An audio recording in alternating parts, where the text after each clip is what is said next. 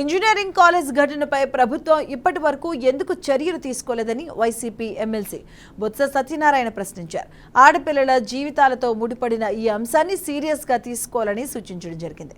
లేదంటే ఇదో అలవాటుగా మారుతుందంటూ చెప్పారు. విద్యాసంస్థల్లో ఇప్పటికే 9 ఫుడ్ పాయిజన్ ఘటనలు జరగడం ప్రభుత్వ నిర్లక్ష్యానికి నిదర్శనమని బొత్స మండిపడ్డారు.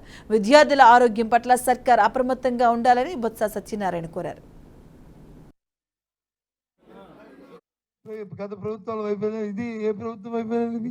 ఫుడ్ పాయిజన్ కి అంటే మానిటరింగ్ సరైన పర్యవేక్షణ లేకపోవడం వల్ల వాళ్ళకి ఎవరైతే ఈ అక్కడ ఉన్న స్థానికంగా ఉన్న అధికార యంత్రాంగం కానీ లేకపోతే ఈ ఫుడ్ ఎవరైతే క్యాటరింగ్ చేస్తున్న వాళ్ళు కానీ న్యూజివీడ్ లాంటి సంస్థలకైతే లేదు బయట వాళ్ళకైతే వాళ్ళ మీద సరైన పర్యవేక్షణ లేకపోవడం, భయం భక్తి లేకపోవడం వల్ల జరిగిన పరివాసానం. ఒక్క ఇన్సిడెంట్ లేదా సరైన తీసుకుంటే మిగతా రాష్ట్రం అంతా కూడా అప్రమత్తం అయ్యేవారు, భయపడేవారు.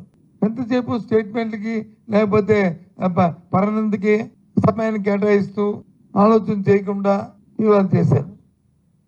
మొన్న రోజు మనం చూసాం గుడ్లవల్లూరులో ఇంజనీరింగ్ కాలేజీలో, ప్రైవేట్ ఇంజనీరింగ్ కాలేజ్ హాస్టల్లోనూ సీసీ కెమెరాలు ఫిక్స్ చేశారంటే ఆడపిల్లల హాస్టల్లో బాత్రూంలో. ఇప్పుడు 3 రోజులు అయింది. ఏమైనా ఎవరిమైనా చర్య తీసుకున్నారా? బాధ్యతల నాయకులు ప్రభుత్వం వచ్చి దానిపైన అవుతే వాస్తవం అయితే వాస్తవం, కాదంటే కాదు. పిల్లలు చెప్తున్నారు 300 మంది ఆ వీడియోలు వచ్చి బయటకు వచ్చాయండి, మా తాలూకా జీవితాలు నాశనం అవుతాయండి అని చెప్పి ఆ పిల్లలు వాళ్ళకి ఏమవ్వాలి? ముక్కుపచ్చలని పిల్లలు ఆ కుటుంబాలు ఎంత క్షోభ అనుభవిస్తుంది, ఆ పిల్లలు ఎంతవరకు అనుభవిస్తారు? ఏమైనా ఆలోచన చేశారా?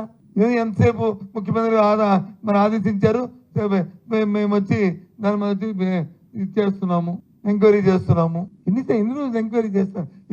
బాత్రూంలో కెమెరా ఉన్నాయా లేవని చెప్పడానికి ఎంక్వైరీకి ఏంటి? బాధిక అధికారులు 2-3 వెళ్ళి ఇది ఎంతో ఈ చెన్నై దీనివల్ల ఆయన ఏమవుద్ది? ఇంకా మిగతా వాళ్ళందరూ కూడా దాని మీద స్టడీ అవుతారు. దీంట్లో నెగ్లిజెన్స్ ఏమైనా చూపెడితే అది అలవాటు కింద మారిపోతుంది. ఆలోచన చేయాలి ప్రభుత్వాలు. పిల్లలతో ఎక్కడ చూసినా సరే విద్యార్థుల మీద ఏంటి ఇదంతా? ఇది